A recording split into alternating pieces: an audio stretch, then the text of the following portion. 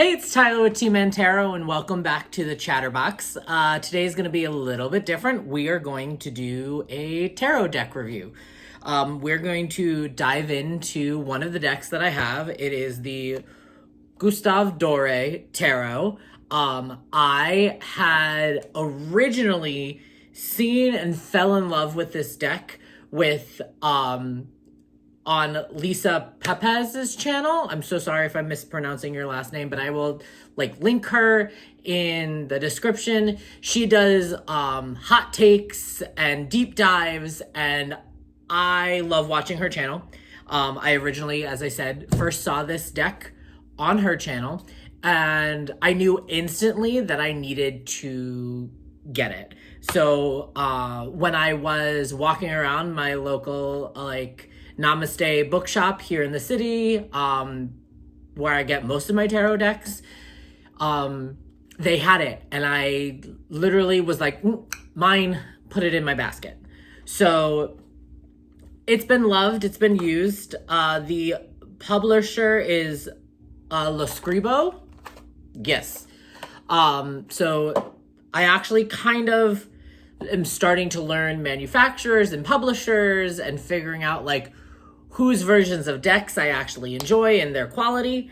But yeah, so what you get is it's a cute little tuck box, not a lot of bells and whistles, but it, does the job to hold the deck. You get also a little introduction card and a follow us on Facebook insert, and then this is the book. Really simple, straightforward, multiple languages, very quick and, simple definitions of the cards. But let's just read a little bit. Since Gustave Dore is an illustrator for some of the most quintessential works, from lighthearted tales of fantasy to deep esoteric spiritual works, the themes of the book illustrated by Dore reflect deeply in the themes of tarot and the fortune telling. The cards in this particular deck are riddled with references to historical figures, from King Solomon, Moses, Dante, to Baron, Munchausen? Don't know if I'm pronouncing that right. It is up to the reader and the querent whether the knowledge of the roles of these figures in the telling as their stories can enhance the divine, providing context for otherwise influence the telling. Let me try that again. It is up to the reader or the querent whether to acknowledge the roles of these figures in their telling, as their stories can enhance the divine, provide context, or otherwise influence the telling. Okay, so yeah, they can add, if you want to dive deeper into who these people are in these cards, you can add that to layer on to their meaning. Makes sense. Ancient and modern myths intertwine in the black and white cards, referencing the natural and the spiritual world even more than they refer to the world of man. Dore's art was able to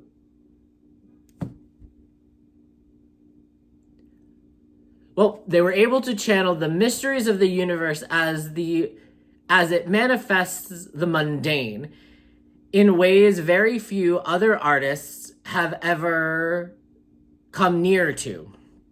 For this reason, the connection between Dore and tarot is particularly strong, as both express their meanings starting from what is symbolic and then proceeding beyond it into the realm of pure intuition. For each arcana, we provide 2 keywords. The first word refers to the core meaning of the arcana, while the second keyword forces on the inner quality of the querent as described in the arcana. So the Fool, the first word that they give for the meaning is adventure, and then for the querent, inner innocence. Cool. I really loved this deck. I still do. I love that this is the back of the deck. It is, as I said, black and white. So it does take away the color, but I love decks that have a little bit more of a like shadowy feeling, gives up for more interpretation. It doesn't necessarily lead you right down the obvious path of like a Rider-Waite-Smith. So really good, flexible card quality. This is my standard Rider-Waite-Smith. The card size, it is a little bit smaller than it, but leads to great shuffling. So, nice, easy. You can ripple shuffle it nice and easily. Hand over hand is pretty easy with it as well. The deck hasn't been broken in very much yet, but you can even do, sideways shuffling. It just is a great structure of a deck. So I am going to switch camera angles, reorganize the deck, and we will dive deeper into each card. I'll see you in a second. Alrighty, so we are back, and let's take a deeper dive into these cards. So we are going to start with the Major Arcana. So starting out with the Fool. Beautiful young little child, not sure where they're going to go, where they're going to follow. It looks very much like so all these cards, you can start to try to find connections to the Rider-Waite-Smith, the Pamela Coleman-Smith illustrations. And it's quite lovely to find those connections. So, the Fool. Magician, it is a play on Moses coming down with the 10 Commandments. High Priestess, I love the light coming from her head. It is beautiful. She is sitting there in her regalness and just asking us to go deeper with our questions. Empress.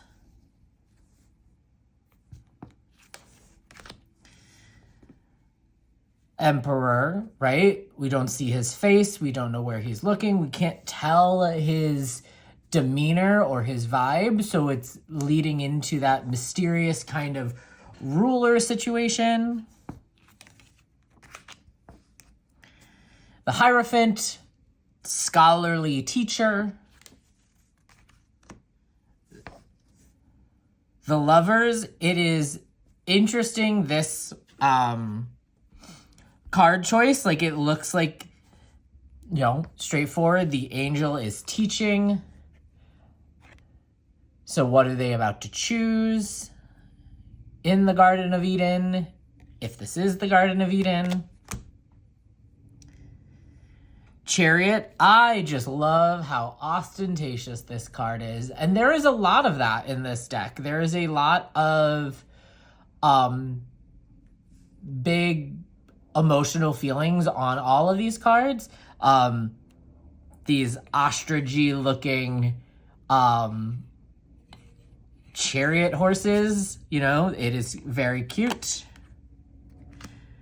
So in this deck, they switched justice and strength. So in this deck, card 8 is justice.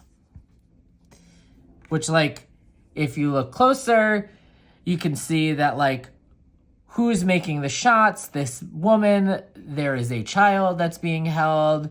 Is this an execution? Who really knows? But it is definitely thought-provoking on justice. Who calls the shots? Hermit. Giving that, isolation, chosen time for learning.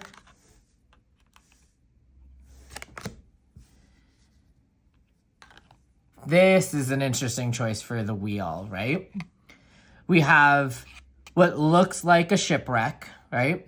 With an individual gambling, playing dice, picking up pieces, and it is giving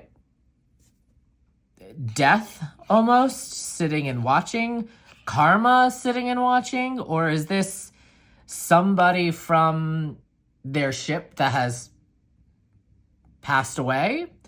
It definitely is giving an understanding of choices, of cycles, of ebbs and flows, falling on hard times, things get better. It's all in, life's all a gamble, right? It is definitely a thought-provoking card, the wheel. So here is strength in position 11. Still calling upon the Pamela Coleman Smith illustrations of an individual with a lion, but there are more than one, right? There is also bones, and this person is just casually standing amongst them. It definitely gives the deep meaning for strength.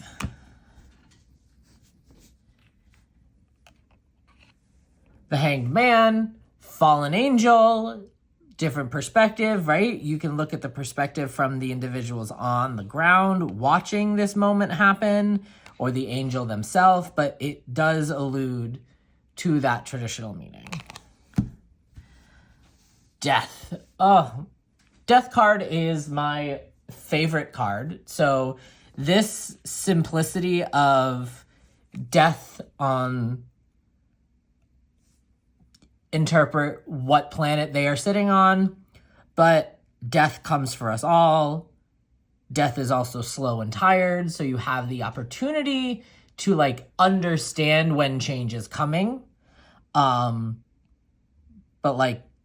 comes for us all. We are a dot on a marble and death comes for everyone. It's a great card. I am a huge fan of it. All right. Temperance. Oh, she is giving balance. What is she paying attention to? And I absolutely love it.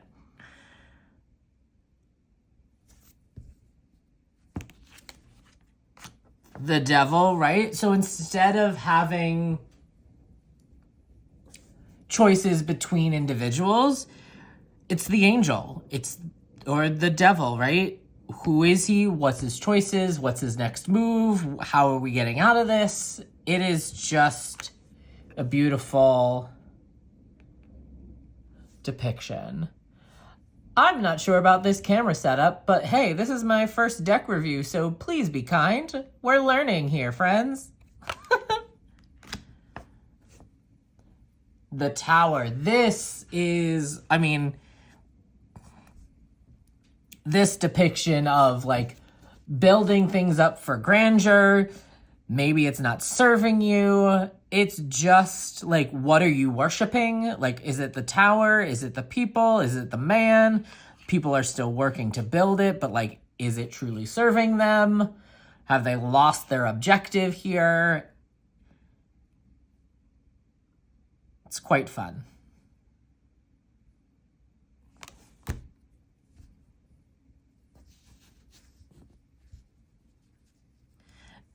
The Star, not your typical depiction of the star. Again, this deck is not typical in any way, really. But it still invokes hope, right?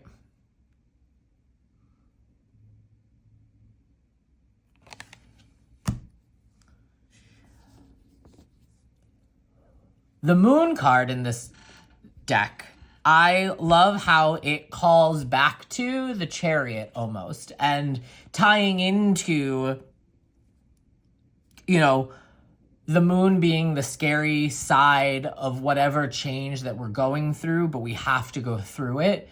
So it's that call upon our strength to continue moving forward to our victory through dark times. I just love this iteration of the moon lighting the way for the chariot, for intuition and all of that.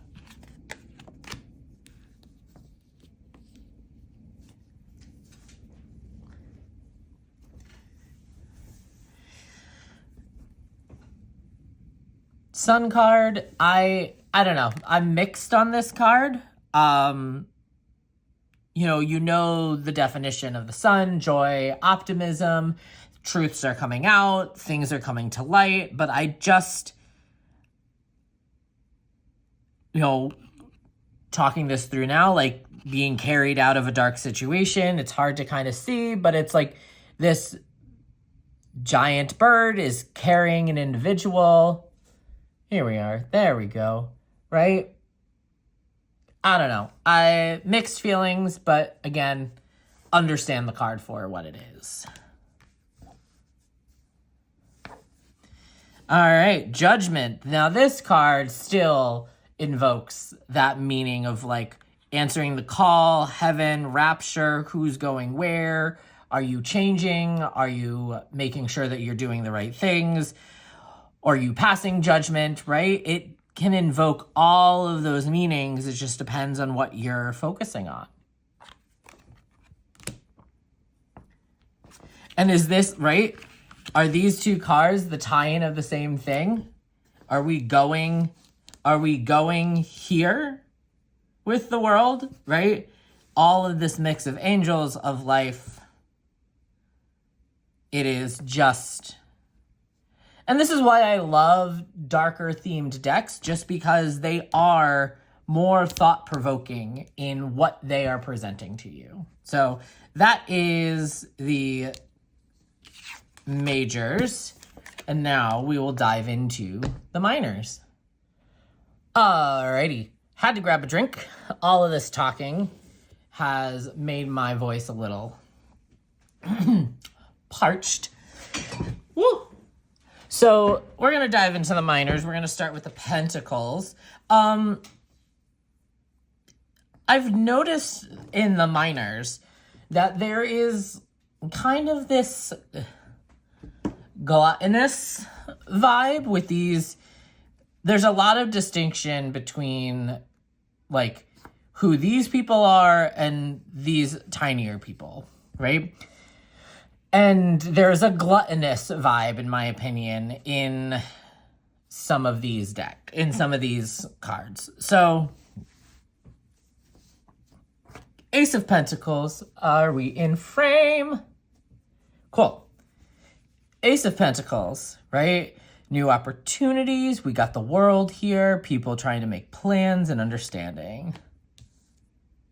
Two of Pentacles. Now, in the minors, there's less of the illustration kind of pull off of the Rider-Waite-Smith deck. It is very interpretive. So not everything, in my opinion, connects and makes sense. So you do have to use the name down on the bottom. So Two of Pentacles, you still get this kind of idea of choice with the hands being up in the air. This kind of juggling motion, but, ooh, the deck, gotta be careful not to shake the table.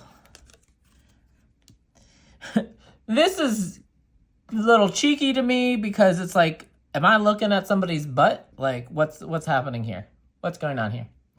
But like, you still can have the trio, a collective feeling. It's for the community. It's for the good, right? You get that vibe. Four of Pentacles. So, like, this is a stretch for me, but it's also an understanding of, like, protection because you have the skull here. So, protecting the things that are important to you. But have you lost something that has been important to you because you weren't protecting it?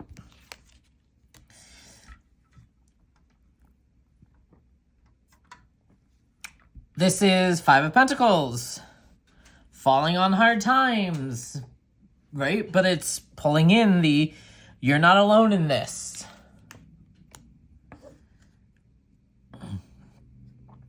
Six of Pentacles, right? You've got the charity vibe, the donation vibe, the giving, but there's just a lot going on here.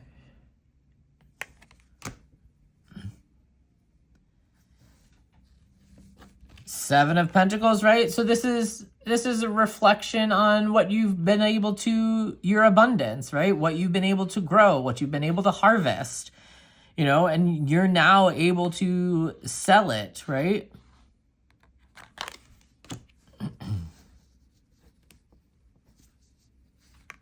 Eight of Pentacles, hard work. You get that from this card. Nine of Pentacles, like she is in all regalness, in all, like she is saying, come listen to me play this organ. Like, I've done it. I can do it. Look at me go. Look at you go, Glen Coco. 10 of Pentacles, you get the family, sharing with them. And now the court cards. Court cards, I don't know. Court cards are always just a struggle for me in general. But this kind of depiction, so this is the page, right? Page of Pentacles.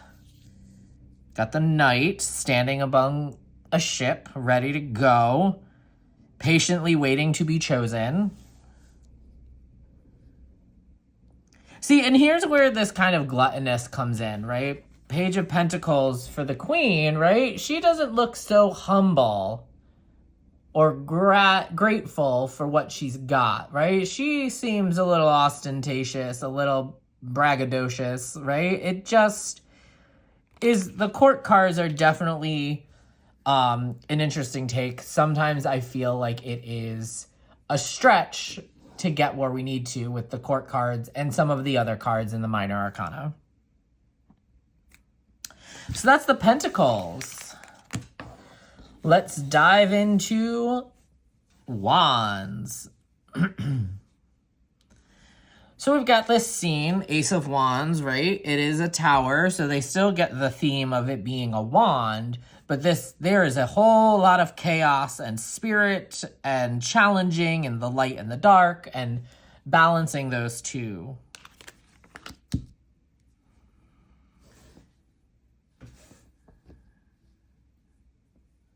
I love this depiction, like, open the doors and see where you can go, where you can plan, where you can go, what you can make of it, right?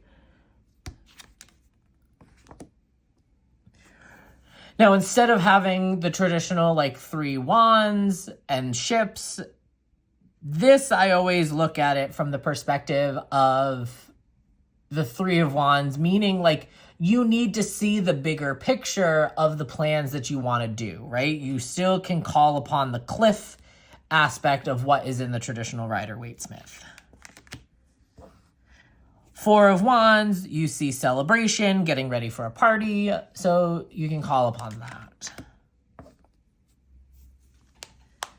5 of wands, this version I always think about, like, you're not just battling other people, you're battling your inner demons, your inner saboteur, you're battling a depression, like you're fighting spirit, essentially. So it is a great interpretation of the 5 of wands.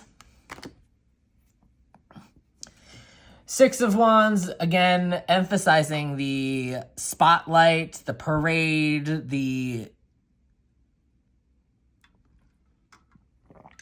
luxury that comes with the 6 of wands.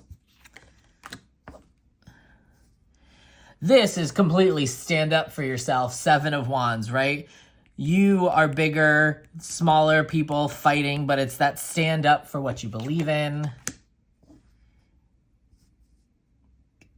8 of wands, right?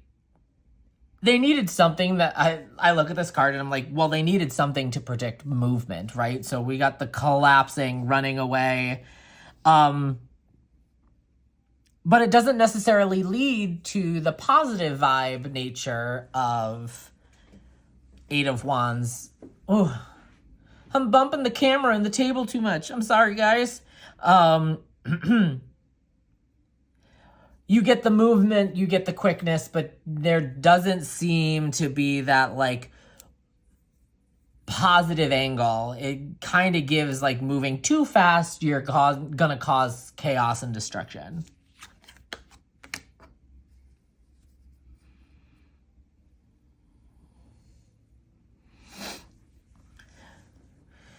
So Knight of Wands, this is defense.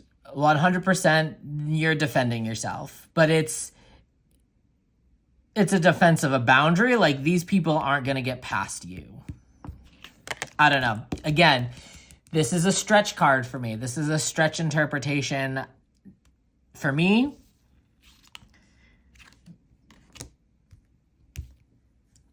Ten of Wands, great image, great choice, gets the point across. And now we are in the court cards. So, Page of Wands here, right? Page of Wands, calling upon it, calling upon spirit. You can also kind of pull in that, like, it's that same hand gesture from Rider-Waite-Smith. Knight of Wands, moving passionately towards what they want.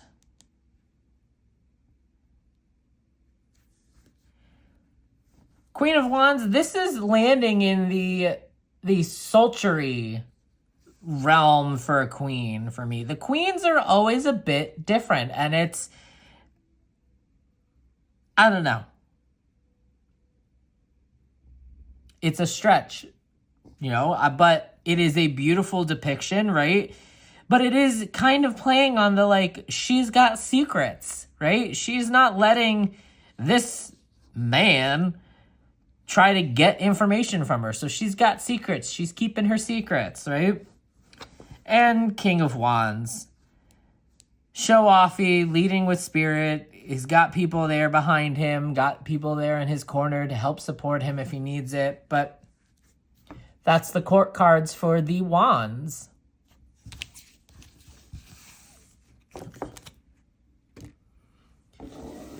Swords. All right, Ace of Swords.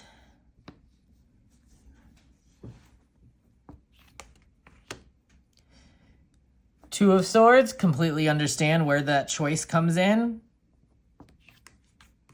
All right, so this is a phoned-in card for me. It's not my favorite. You can see that it says, like, this is just, I don't know. I kind of like everything. Like, I just don't like the text, right? The text is throwing me off. But if I try to envision it without it, the drippiness of it, this kind of dead Cupid, right? You can pull off of those, but this in the middle, it feels like they stamped the, like, the name of the company on it, if that'll focus, right? It just, I don't know. Four of Swords, giving rest, giving, like, you're overdoing it.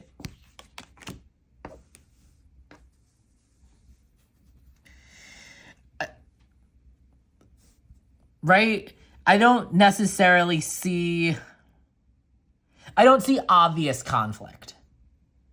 Let me put it that way. I don't see obvious conflict, in my opinion. Yeah. Six of Swords, you can call upon it saying it's about the journey. You've got the boat. You've got that reference.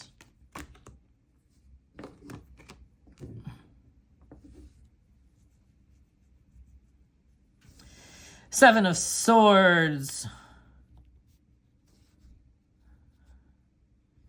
Again, another one where I don't necessarily see deception. I mean, you could say that this person's deceiving themselves, that this area is a great inhabitable place. But I don't necessarily see deception, getting away with things. It just, again, it doesn't make all that much sense to me. Eight of Swords, right? It's this cage that is that connection for me. This animalistic bird, giant bird in a cage, being observed, right? Eight of Swords.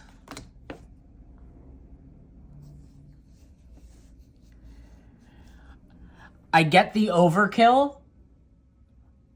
But what I don't get is the overthinking. Like, yeah, you can see overkill. Like, but this also too, right? These two versions of these two cards, right? The Nine of Swords and the Ten of Swords.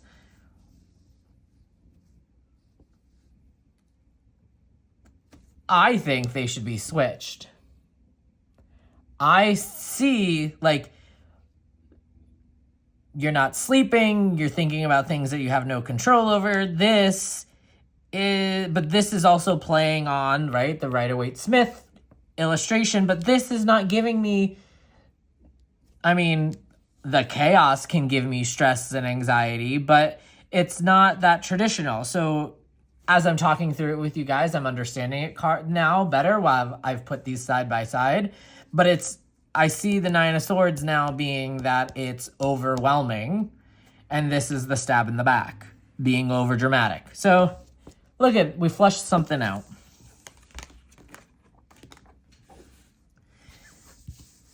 And now we got our lovely court cards, right? Court cards, I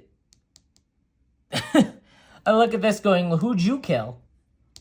Did you use that sharp tongue of yours to kill this person with the Page of Swords?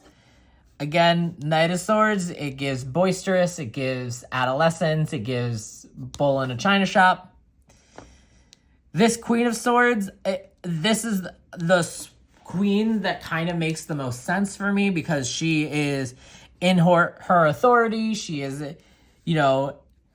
implementing her reign and her wisdom. And King of Swords, right? Discernment, wisdom, logic.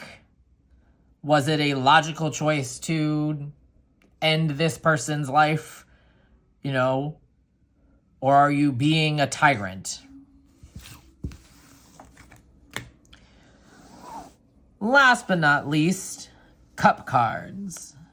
Our emotions. So, Ace of Cups. We can see... Oh, not in frame. There we go.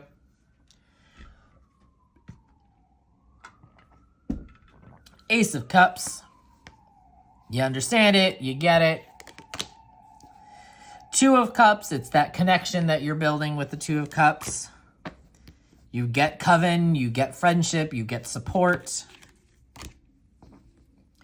Four of Cups. It's that focusing in on what are you looking for? What are you paying attention for? What aren't you observing?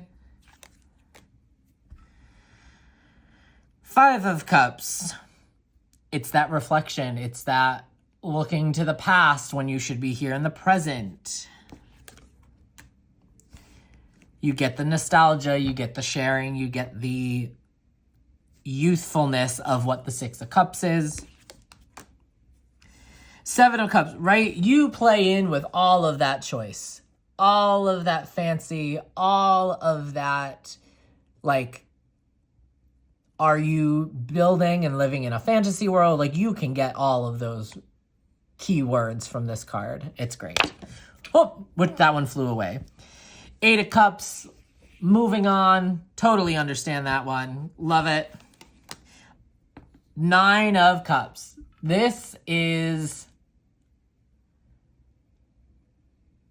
Again, this is really gluttonous to me. This is you are really sitting in it. You are really sitting in your emotions. You don't need to worry about anything. You've got it under control, but it is definitely big gluttonous vibes.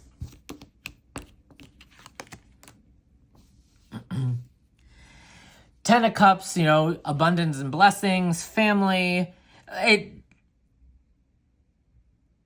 it is too much for me. It's a similar to the Ten of Pentacles, but it is, again, I think you go more off of the word instead of the picture, just because it is so similar in my opinion. And the court cards.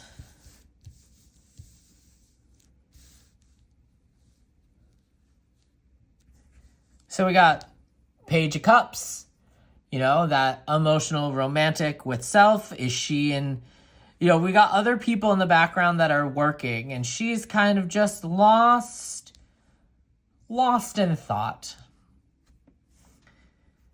Then we got Knight of Cups, big romantic gesture. Like, are you storming out into, this is giving rom-com, right? Moment that you go to stop the love of your life from getting on that airplane, right? Rom-com vibe.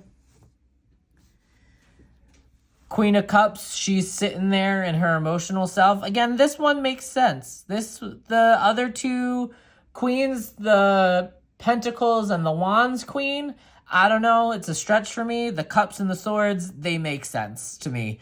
She is sitting there, she is trusting herself, she is trusting her intuition, she is speaking on things if she needs to, but she's got it under control. And then the King of Cups, this is my favorite kind of depiction of the King of Cups, right? Because he looks big and scary, but I like to think that maybe he's just, you know, when you get past this facade, he is a big old teddy bear. So that is the Gustave Dore deck. It's me, back in frame again. Thank you so much for watching this video. I know it was a long one. Again, first tarot deck review. Maybe leave me some comments about decks you want to see. I've got a bunch of other decks over here in this little shelfy shelf. So maybe I'll do another one. I love deep dives. I love talking with you guys. I love having it be kind of background noise as you guys watch it. But thank you so much for watching. As always, remember to breathe.